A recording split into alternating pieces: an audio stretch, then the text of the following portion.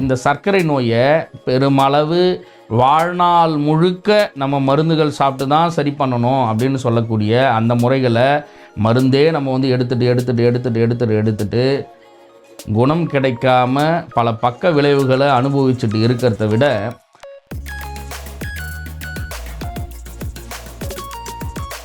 உடலை பேணி காக்கக்கூடிய இந்த சித்த மருத்துவ மருந்துகளை சித்தர்கள்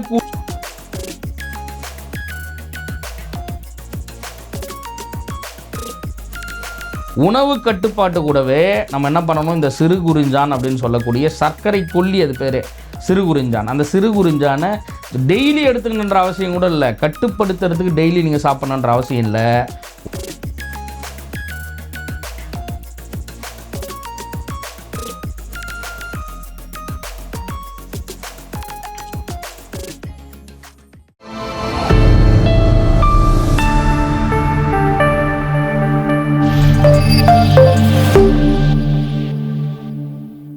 காஸ்மோ ஹெல்த் நேயர்களுக்கு வணக்கம். பெருமளவு எல்லாரும் பாதிக்கப்பட்டு இருக்கக்கூடிய ஒரு நோய் அப்படின்னு சொல்லிட்டு நம்ம எடுத்துக்கிட்டோம் அப்படின்னா சர்க்கரை நோய் வந்து பெருமளவு எல்லாருமே நம்ம வந்து பாதிக்கப்பட்டிருக்கோம். இந்த சர்க்கரை நோய்க்கு சித்த மருத்துவத்தில் தீர்வு இருக்கா? நிறைய நம்ம வந்து பேசியிருக்கோம். சர்க்கரை நோய்க்கு வந்து எளிய முறையில் சித்த மருத்துவத்தில் வந்து தீர்வுகள் வந்து கொடுக்கலாம். சித்தர்கள் வந்து அவர்களுடைய பாடலில் ஒரு நோய் தீரும் அப்படின்னு சொல்லிட்டு முடித்தாங்க அப்படின்னா அந்த நோய் வந்து கண்டிப்பாக முற்றிலுமாகவே வந்து தீரும். ஒரு நோய்க்கான பாடலை கண்டிக்கும் அப்படின்னு சொல்லிட்டு முடிக்கிறாங்க அப்படின்னா அந்த நோய் வந்து கண்டிக்கன்னா கட்டுப்படும். அந்த நோய்க்கு வந்து நம்ம மருந்து சாப்பிட்டுட்டே இருக்கணும், அது கட்டுப்படும். இந்த செதில் உதிர் நோயின்னு சொல்லக்கூடிய சோரியாசிஸில் ஒரு டைப்புக்கு வந்து பாடல் எப்படி முடிக்கிறாங்கன்னா அதில் ஒரு வகையான சோரியாசிஸ் மட்டும் கண்டிக்கும், பிற செதிலுதிர் நோய்கள் வந்து முற்றிலுமாக தீரும் அப்படின்ற மாதிரி அந்த பாடல் வந்து முடிப்பாங்க. அப்போ கண்டிக்கக்கூடிய நோய்களை சித்தர்களே கண்டிக்கும் அப்படின்னு சொல்லிட்டு தான் வந்து அவங்களுடைய பாடல்களை வந்து நமக்கு வந்து முடிக்கிறாங்க. அப்போ சித்த மருத்துவத்தில் நிறைய இப்போ நம்ம வந்து பார்த்துட்ருக்கோம். நிறைய சித்த மருத்துவர்களாக இருக்கட்டும், சித்த வைத்தியர்களாக இருக்கட்டும், சர்க்கரை நோய்க்கு இது சாப்பிட்டா சரியாயிடும், ஆவாரம் பூ சாப்பிட்டா சரியாயிடும், பன்னீர் பூ சாப்பிட்டா சரியாயிடும், இந்த மாதிரி நிறைய நமக்கு கை வைத்திய முறைகளாக நிறைய வந்து சொல்லுவாங்க. ஒரு சிலருக்கு அந்த கை வைத்திய முறைகள் சாப்பிடும் போதே கட்டுப்படும். ஆனால் மருந்துகள் சாப்பிட்டுட்டே இருந்தாலும் எனக்கு இன்னும் 250 இருக்குது, 300 இருக்குது, 400 இருக்குது, சுகருடைய அளவு வந்து எனக்கு குறையவே மாட்டுது. நிறைய வீடுகள்லேயே நான் வந்து சர்க்கரை அளவே சுத்தமாக வந்து குறைச்சிட்டேன். அது மட்டும் இல்லாமல் மருந்துகளை நான் சரியான விகிதத்தில் சரியான நேரத்தில் நான் வந்து எடுத்துக்கிறேன். இருந்தாலும் எனக்கு வந்து இந்த சர்க்கரையோடைய அளவு வந்து குறையவே மாட்டுது, நான் மருந்துகளாக சாப்பிட்டுட்டே இருக்கேன். சித்த மருத்துவத்தில் தீர்வு இருக்கா அப்படின்னா அகஸ்தியர் வந்து சொர்ண அப்ரக செந்தூரம், அகஸ்தியர் பின்னு அப்படின்னு சொல்லக்கூடிய அவருடைய சுவடியிலிருந்து எடுக்கப்பட்ட அந்த நூலில் வந்து என்ன கொடுத்துருக்காருன்னா சொர்ண அப்ரக செந்தூரம் அப்படின்னு சொல்லிட்டு ஒரு செந்தூரம் சொல்லியிருக்காரு. அதாவது சித்தர்கள் கொடுத்த ஒரு மருந்தை அவங்க என்ன விகிதத்தில் எப்படி செய்ய சொல்லியிருக்காங்களோ அதே போல் நம்ம செய்கிறோம் அப்படின்னா கண்டிப்பாக எந்த நோய்க்காக கொடுத்துருக்காங்களோ அந்த மருந்து முற்றிலுமாக வேலை செஞ்சு அந்த நோயை வந்து முற்றிலுமாக தீர்வு கொடுக்கும். நம்ம என்னுடைய சுய அறிவினாலேயோ இல்லை நான் என்னுடைய அனுபவத்தினாலேயோ செய்யக்கூடிய மருந்துகளை வந்து நான் தொடர்ச்சியாக பண்ணிகிட்டே இருக்கக்கூடிய அனுபவ முறைகளாக இருந்தால் மட்டும்தான் அந்த முறைகளை நான் டைரெக்டாக வந்து ஒரு பேஷண்ட் வந்து கொடுப்பேன். இது என்னுடைய அனுபவ முறை, இதை நான் கொடுக்குறேன் அப்படின்னா இது இந்த நோய் வந்து சரியாயிடும், இன்னும் என்னுடைய தாத்தா கொடுத்தது, என்னுடைய மூதாதையர்கள் கொடுத்தது அப்படின்னு சொல்லிட்டு நம்ம ஒரு அனுபவ முறைகளை நம்ம வந்து கொடுக்கலாம். அதுவே சித்தர்கள் கொடுத்துருக்கக்கூடிய முறைகளாக இருந்துச்சு அப்படின்னா சித்தர்கள் எப்படி சொல்லியிருக்காங்களோ அகஸ்தியரை நீங்கள் பின்பற்றினாலும் சரி, இல்லை போகரை பின்பற்றினாலும் சரி, இல்லை கொங்கணவர், கோரக்கர், புலிப்பாணின்னு சொல்லிட்டு நீங்கள் எந்த சித்தரை வந்து பின்பற்றினாலும் அவர்கள் எப்படி கொடுத்துருக்காங்களோ அதே போல் நம்ம அந்த மருந்துகளை வந்து செய்யணும். காலப்போக்கில் என்ன ஆயிடுச்சுன்னா இந்த 1950, 60க்கு அப்புறம் வந்த நூட்கள்லாம் பாடல்களில் ஒரு சில வரிகளை மாற்றிட்டு அதோடைய பொருளும் அதோடைய அர்த்தமும் வந்து மாறி போயிடுச்சு.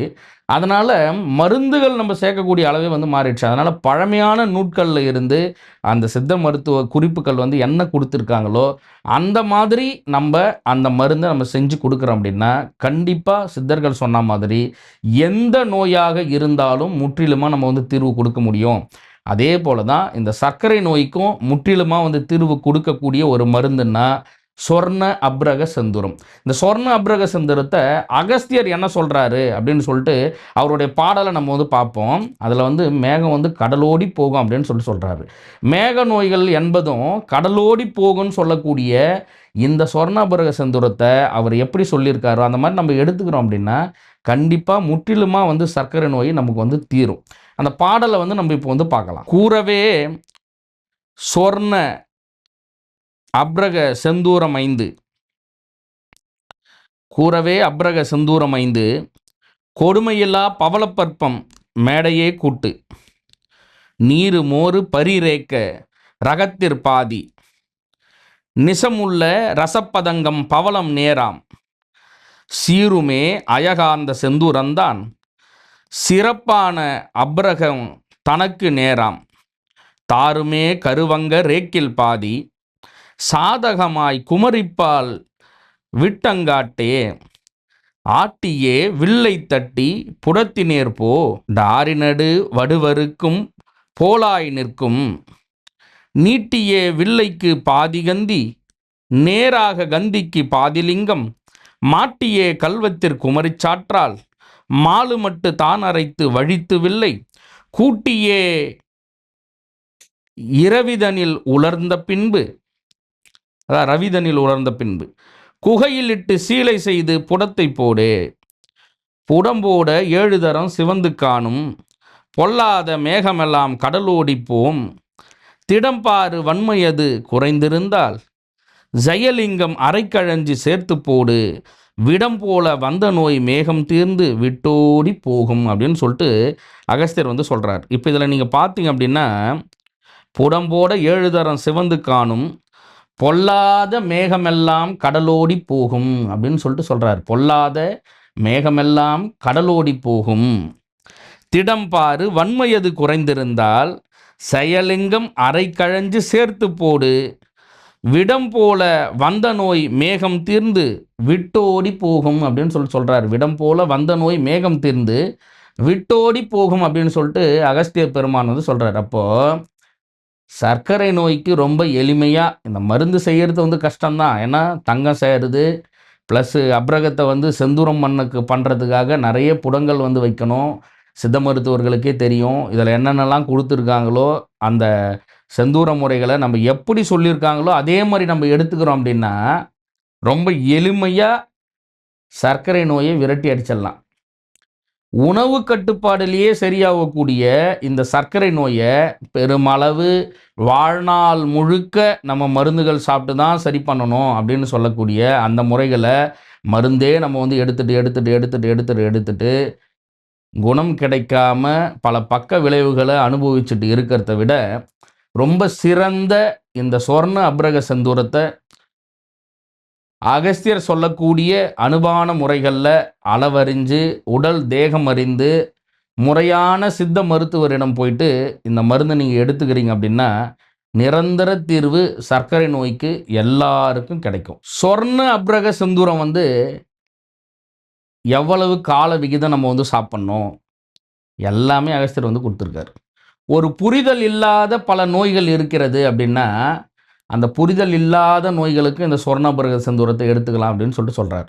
இந்த மாதிரி 1, 2 தான் அப்படின்னு சொல்லிட்டு இல்லை, நான் அகஸ்தியரை மட்டும் உங்களுக்கு வந்து உதாரணத்துக்காக இப்போ வந்து கொடுத்துருக்கேன். ஒவ்வொரு சித்தர்களுமே நமக்கு இந்த மேக நோய்களாக இருக்கட்டும், இல்லை புற்றுநோய்களாக இருக்கட்டும், இல்லை நமக்கு வரக்கூடிய ஆஸ்துமாவாக இருக்கட்டும், இந்த மாதிரி நமக்கு தீர்வு இல்லாத புரிதல் இல்லாமல் ஒரு சோரியாசிஸ் நோயாக இருக்கட்டும், பல நோய்களுக்காக நம்ம அவதிப்பட்டுட்டே இருக்கிறோம்ல, அதுக்கெல்லாம் முறையாக மருந்து செய்யக்கூடிய சித்த மருத்துவர்களை நாடி நீங்கள் போய் மருந்து எடுத்துக்கிட்டால் உடனடி தீர்வு வந்து கிடைக்கும்.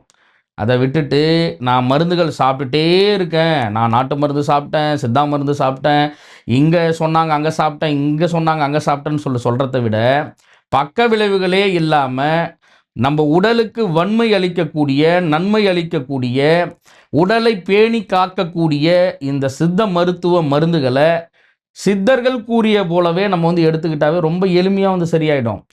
ஆரம்ப நிலையில் இருக்கக்கூடிய சர்க்கரை நோய்க்கு சிறுகுறிஞ்சான் அப்படின்னு சொல்லக்கூடிய அந்த மூலிகையை வெறுமனே சிறுகுறிஞ்சான் மட்டும் நம்ம எடுத்துக்கிட்டாவே நல்லா இருக்கும். உடல் வன்மை குறைஞ்சிடுது.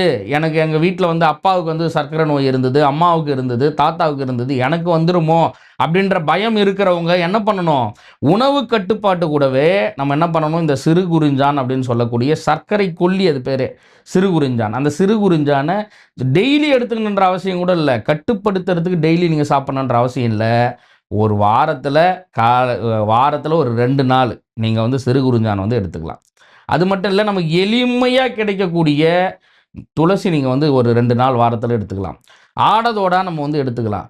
வேம்பு எடுத்துக்கலாம். சாதாரணமாக எல்லா இடங்கள்லையும் கிடைக்கக்கூடிய வேம்பு, வெறும் மலை வேம்பாக இருக்கட்டும், இல்லை நமக்கு சாதாரணமாக கிடைக்கக்கூடிய வேப்பிலையாக இருக்கட்டும், அந்த வேம்பு வந்து எடுத்துக்கலாம். வாரத்தில் ஒரு 2 நாட்கள் வந்து எடுத்துக்கலாம்.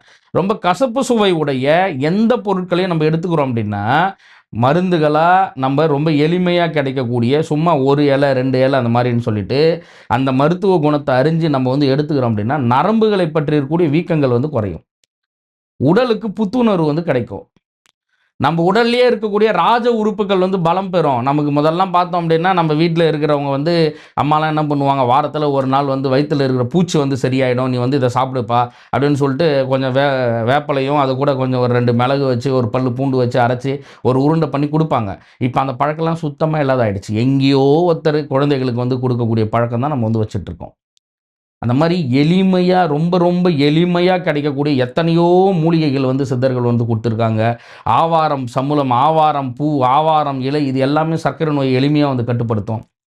சொல்லிட்டே இருக்கலாம். 1, 2லாம் இல்லை. வெள்ளருக்கு அப்படின்னு சொல்லக்கூடிய ஒரு சூரணம் இருக்குது. வெள்ளருக்கு வந்து ரொம்ப ஈஸியாக வந்து சர்க்கரை நோயை கட்டுப்படுத்தும். மலைவேம்பு ரொம்ப ஈஸியாக வந்து சர்க்கரை நோயை கட்டுப்படுத்தும். இந்த மாதிரி நிறைய நம்ம சொல்லிகிட்டே இருக்கலாம். ரொம்ப எளிமையாக ஆரம்பித்து இந்த மாதிரி சித்தர்கள் சொல்லக்கூடிய மருத்துவ முறைகளை முறையாக நம்ம எடுத்துக்கிறோம் அப்படின்னா, சர்க்கரை நோயிலிருந்து முற்றிலுமாக நம்ம எல்லாரும் வந்து விடுபடலாம். நன்றி, வணக்கம்.